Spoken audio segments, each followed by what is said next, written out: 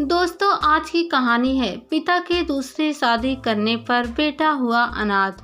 कहानी अगर पसंद आए तो वीडियो को लाइक और सब्सक्राइब जरूर करना। पिता के कारण मैं मंदबुद्ध बालक पैदा हुआ।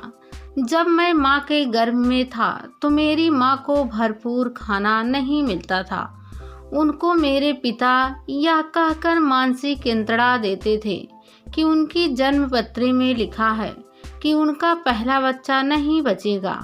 वह बच्चा मैं हूँ जो 35 वर्ष गांठ बिना किसी समारोह के मना चुका हूँ। पैदा होने के बाद मैं पीलिया रोग से ग्रसित था, लेकिन मेरा इलाज नहीं करवाया गया। मेरी माँ बहुत ही सीधी थी। मेरे पापा उनको पैसे नहीं देते थे कि वह अपनी मर्जी से मेरे लिए कुछ कर सकें। सब कुछ सहते हुए वे अंदर से घुटती रहती थी। वह जमाना ही ऐसा था जब लड़कियां शादी के बाद अपनी ससुराल से आरती में ही निकलती थी। मायके वाले साथ नहीं देते थे। मेरी नानी मेरी माँ को दुखी देखकर परेशान रहती थी, लेकिन परिवार के अन्य लोग का सहयोग न मिलने के कारण कुछ नहीं कर पाई। मैं 2 साल का हो गया था, लेकिन ना बोलता था ना चलता था, बस घुटनों चलता था। मेरी माँ पल पल मेरा ध्यान रखती थी और हर समय मुझे गोदी में लिए रहती थी। शायद मैं जीवन भर का प्यार 2 साल में ही देना चाहती थी। मेरे पैदा होने के बाद मेरे कार्यकलाप में प्रगति न देखकर वे बहुत अधिक मानसिक तनाव से रहने लगी, जिसका परिणाम यह निकला कि वे ब्लड कैंसर जैसी आघात बीमारी के कारण 3 महीने में ही चल बसी। लेकिन मैं मंदबुद्धि बालक और उम्र भी कम होने के कारण समझ ही नहीं पाया अपने जीवन में आए इस भूचाल को। सूनी आंखों से माँ को ढूंढा तो रहा था, लेकिन मुझे किसी से पूछने के लिए शब्दों का ज्ञान ही नहीं था। मुझे अच्छी तरह याद है जब मेरी माँ का क्रियाक्रम करके मेरे मामा और नाना दिल्ली लौटे तो मुझे एक बार तो उन्होंने गोद में लिया, लेकिन मेरी कुछ भी प्रतिक्रिया न देखकर किसी ने भी मेरी परवाह नहीं की। बस मेरी नानी ने मुझे अपने से बहुत देर तक चिपटाए रखा था। मेरे पापा तो एक बार भी मुझसे मिलने नहीं आए। माँ ने अंतिम समय में मेरी जिम्मेदारी किसी को नहीं सौंपी, लेकिन मेरे नाना नानी ने मुझे अपने पास रखने का निर्णय ले लिया। उनका कहना था कि मेरी माँ की तरह मेरे पापा मुझे भी यंत्रणा देकर मार डालेंगे। वे भूले नहीं थे कि मेरी माँ ने उनको बताया था कि गलती से मेरी बाँह पर गरम प्रेस नहीं गिरी थी, बल्कि मेरे पिता ने जानबूझकर मेरी बाँह पर रख दी थी, जिसका निशान आज तक मेरी बाँह पर है। एक बार सीढ़ी से ढकेलने का प्रयास भी किया था। इसके पीछे उनकी क्या मानसिकता थी? शायद वे जन्म पत्री की बात सत्य साबित करके अपना अहम संतुष्ट करने की कोशिश कर रहे थे। वह मुझे कभी लेने भी नहीं आए। माँ की मृत्यु के 3 महीने के बाद ही उन्होंने दूसरा विवाह कर लिया। यह मेरे लिए विडंबना ही तो थी कि मुझे मेरी माँ के स्थान पर दूसरी माँ नहीं मिली, लेकिन मेरे पिता को दूसरी पत्नी मिलने में देर नहीं लगी। पिता के रहते हुए मैं अनाथ हो गया। मैं मंदबुद्ध था, इसलिए मेरे नाना नानी ने मुझे पालने में बहुत शारीरिक, मानसिक व आर्थिक कष्ट सहे। शारीरिक इसलिए कि मंदबुद्ध होने के कारण 15 साल की उम्र तक लघु और दीर्घ संख्या का ज्ञान ही नहीं था। कपड़ों में ही अपने आप हो जाता था और उनको नानी को साफ करना पड़ता था। रात को बिस्तर गीला हो जाने पर नानी रात को उठकर बिस्तर बदलती थी। ढलती उम्र के कारण मेरे नाना नानी शारीरिक व मानसिक रूप से बहुत कमजोर हो गए थे, लेकिन मोह बस वे मेरा बहुत ध्यान रखते थे। मैं स्कूल अकेला नहीं जा पाता था, इसलिए मेरे नाना मुझे स्कूल बस तक छोड़ने जाते थे। मुझे ऐसे स्कूल में भेजा जहां सभी बच्चे मेरे जैसे थे। उन्होंने मानसिक कष्ट सहे, इसलिए कि मेरे मंद बुद्ध होने के कारण नाना नानी कहीं भी मुझे लेकर जाते तो लोग परिस्थितियों को नज़रअंदाज करते हुए मेरे असामान्य व्यवहार को देखकर उनको ताने देते। उससे उनका मन बहुत व्यथित होता। वह मुझे कहीं भी लेकर जाने में कतराने लगे। उनके अपने बच्चों ने भी मेरे कारण उनसे बहुत दूरी बना ली थी। कई रिश्तेदारों ने तो यहाँ तक भी कह दिया कि मुझे अनाथ आश्रम में क्यों नहीं डाल देते। नाना नानी को यह सुनकर बहुत दुख होता।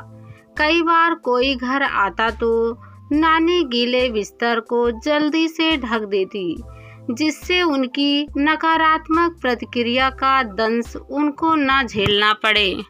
मैं शारीरिक रूप से बहुत तंदुरुस्त था। दिमाग का उपयोग न होने के कारण ताकत भी बहुत थी। अंदर ही अंदर अपनी कमी को समझते हुए सारा आक्रोश अपनी नानी पर निकालता। कभी उनके बाल खींचता, कभी उन पर पानी डाल देता और कभी उनकी गोदी में सिर पटक कर उनको तकलीफ पहुंचाता। माता पिता के न रहने से उनके अनुशासन के बिना मैं बहुत जिद्दी भी हो गया था। मैंने अपनी नानी को बहुत दुख दिया, लेकिन इनमें मेरी कोई गलती नहीं थी, क्योंकि मैं मंद बुद्ध बालक था। नाना नानी ने आर्थिक कष्ट सहे, इस प्रकार कि मेरा सारा खर्च मेरे पेंशनधारी नाना पर आ गई थी। उन्होंने मेरा अच्छे से अच्छे डॉक्टर से इलाज करवाने में कोई कसर नहीं छोड़ी। नानी मेरे भविष्य को लेकर बहुत चिंतित रहती थी और मेरे कारण मानसिक आघात सहते सहते थक कर असमय ही 65 वर्ष की उम्र में ही सदा के लिए विदा हो गई। उस समय मेरी उम्र 18 वर्ष की रही होगी। अब तक मानसिक और शारीरिक रूप से मैं काफी ठीक हो गया था। अपने व्यक्तिगत कार्य करने के लिए आत्मनिर्भर हो गया था, लेकिन भावाभिव्यक्ति सही तरीके से सही भाषा में नहीं कर पाता था। टूटी फूटी और कई बार निरर्थक भाषा ही बोल पाता था। मेरे जीवन की इस दूरी त्रस्ती को भी मैं नहीं समझ पाया और न परिवार वाले के सामने अभिव्यक्त ही कर पाया। इसलिए नानी की मृत्यु पर आए परिवार के अन्य लोगों को मुझसे कोई सहानुभूति नहीं थी। वैसे भी अभी नाना जिंदा थे। मेरे पालन पोषण के लिए औपचारिकता पूरी करके सभी वापस लौट गए। नाना ने मुझे भरपूर प्यार दिया। उनके अन्य बच्चों के बच्चों को मुझे से ईर्ष्या भी होती थी कि उनके हिस्से का प्यार भी मुझे ही मिल रहा है, लेकिन उनके तो माता पिता भी थे। मैं तो अनाथ था। मेरी मंदबुद्धि के कारण यदि कोई मेरे मजाक उड़ाता तो नाना उनको खूब खरी खोटी सुनाते, लेकिन कब तक वह भी मुझे छोड़कर दुनिया से विदा हो गए। उस समय मैं 28 साल का था, लेकिन परिस्थिति पर मेरी प्रतिक्रिया पहले जैसी थी। मेरा सब कुछ लुट चुका था और मैं रो भी नहीं पा रहा था। बस एक एहसास था कि नाना अब इस दुनिया में नहीं है। इतनी मेरे अंदर बुद्धि नहीं थी कि मैं अपने भविष्य की चिंता कर सकूं। मुझे तो पैदा ही कई हाथों की कठपुतली बनाकर किया गया था, लेकिन अभी तक मैं ऐसे हाथों के संरक्षण में था जिन्होंने मुझे इस लायक बना दिया था कि मैं शारीरिक रूप से बहुत सक्षम और किसी पर निर्भर नहीं था, और कोई भी कार्य जिसमें बुद्धि की आवश्यकता नहीं हो चुटकियों में कर देता था। वैसे भी जो व्यक्ति दिमाग से कम नहीं करते, शारीरिक रूप से अधिक ताकत वाले होते हैं।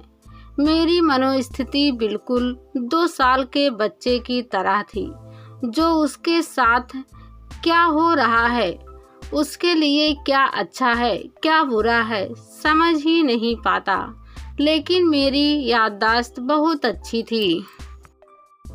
गाड़ियों के नंबर, फोन नंबर तथा किसी का घर किसी स्थान पर है, मुझे कभी भूलता नहीं था। कहने पर मैं कोई भी शारीरिक कार्य कर सकता था, लेकिन अपने मन से कुछ नहीं कर पाता था। नाना की हालत गंभीर होने पर मैंने अपने पड़ोस की एक आंटी के कहने पर अपनी मौसी को फ़ोन से सूचना दी तो अनान फनान मेरे 2 मामा और मौसी पहुंच गए और नाना को अस्पताल में भर्ती कर दिया। डॉक्टरों ने देखते ही कह दिया कि उनका अंतिम समय आ गया है। उनके क्रियाक्रम हो जाने के बाद सबने घर की अलमारियों का मुआयना करना शुरू किया। महत्वपूर्ण दस्तावेज निकाले गए। सबकी नज़र नाना के मकान पर थी। मैं मूक दर्शक बना, सब देखता रहा। भरा पूरा घर था। मकान भी मेरे नाना का था। मेरे एक मामा की नज़र आते ही मेरे हृदय पुष्ट शरीर पर टिक गई। उन्होंने मेरी मंद बुद्धि का लाभ लेकर मुझे मेरे मनपसंद खाने की चीज़ बाजार से मंगवा कर दी और बार बार मुझे उनके साथ भोपाल जाने के लिए उकसाते रहे। मुझे याद नहीं आता कि कभी उन्होंने मेरे से सीधे मुंह से बात भी की हो। तब तो और भी हद हो गई थी जब एक बार मैं नानी के साथ भोपाल उनके घर गया था और मेरे असामान्य व्यवहार के लिए उन्होंने नानी को दोषी मानते हुए बहुत जली कटी सुनाई। उनको मामा की बातों से बहुत आघात पहुंचा, जिस कारण नानी निश्चित समय से पहले ही दिल्ली लौट गई थी। अब उनको अचानक इतना प्यार क्यों उमड़ रहा था, यह सोचने की बुद्धि मुझ में नहीं थी। इतना सहयोग यदि नानी को पहले मिला तो शायद वह इतनी जल्दी मुझे छोड़कर नहीं जाती। पहली बार सबको यह विषय विचारणीय लगा कि अब मैं किसके साथ रहूँगा। नाना से संबंधित कार्यकलाप पूरा होने तक मेरे मामा ने मेरा इतना ब्रेन वॉश कर दिया कि मैं कहाँ रहना चाहता हूँ। किसी के भी पूछने पर मैं झट से बोलता मैं भोपाल जाऊँगा। नाना के कई जानने वाले ने मामा को कटाक्ष भी किया कि कैसे सब खत्म हो जाने के बाद उनका आना हुआ। इससे पहले तो उनको वर्षों से कभी देखा नहीं। इतना सुनते ही चोर की दाढ़ी में तिनका मुहावरों का सार्थक करते हुए वे उन पर खूब बरसे। परिणाम यह निकला कि बहुत सारे लोग नाना की तेरवी पर बिना खाए ही लौट गए। आखिरकार मैं मामा के साथ भोपाल पहुंच गया। मेरी दाढ़ी और बाल बहुत बड़े बड़े हो गए थे। सबसे पहले मेरे मामा ने उन्हें संवारने के लिए मुझे सैलून भेजा। फिर मेरे लिए नए कपड़े खरीदे, जिनको पहनकर मेरा व्यक्तित्व ही बदल गया था। मेरे मामा की फैक्ट्री थी, जिसमें मैं उनके बेटे के काम में हाथ बटाने के लिए जाने लगा। जब मैं नानी के साथ एक बार यहाँ आया था, तब मुझे इस फैक्ट्री में घुसने की भी अनुमति नहीं थी। अब जबकि मैं शारीरिक श्रम करने के लायक हो गया तो उनके लिए मेरे माने ही बदल गए थे। धीरे धीरे मुझे समझ में आने लगा कि उनका मुझे यहाँ लाने का उद्देश्य क्या था। मैं चुपचाप एक रोबोट की तरह सारा काम करता। मुझे अपनी इच्छा व्यक्त करने का तो कोई अधिकार ही नहीं था। दिल्ली के जिस मकान में मेरा बचपन गुजरा, उसमें तो मैं कभी जा नहीं सका था, क्योंकि प्रॉपर्टी के झगड़े के कारण उसमें ताला लग गया था और मैं भी मामा की प्रॉपर्टी भर बनकर रह गया था, जिसमें कोई बंटवारे का झंझट नहीं था। उनका ही एक छत्र राज था। मैं अपने मन से किसी के पास जा नहीं सकता था, ना किसी को मुझे बुलाने का अधिकार ही था। मेरा जीवन टुकड़ों में बट गया था। मेरा अपना कोई अस्तित्व नहीं था। मैं अपना आक्रोश प्रकट भी करता तो किसके सामने करता। कोई नाना नानी की तरह मेरी भावनाओं को समझने वाला ही नहीं था। मैं तो इस लायक भी नहीं था कि अपने पिता से पूछूं कि मेरे इस प्रकार के टुकड़ों में बटी जिंदगी का उत्तरदायित्व कौन है। उनको क्या हक था मुझे पैदा करने का। मेरी माँ अंतिम समय में मेरे पिता की ओर इशारा करके रोते हुए मामा से कह रही थी, इसने मुझे बीमारी दी है, इसको मारो। लेकिन प्रतिक्रिया स्वरूप किसी ने कुछ नहीं किया। करते तो तब जब उनको मेरी माँ से प्यार होता। काश मुझे इतनी बुद्धि होती कि मैं अपनी माँ का बदला अपने पिता से लेता। लेकिन काश ऐसा कोई होता जो मेरा बदला जरूर लेता, जिसके पास बुद्धि है।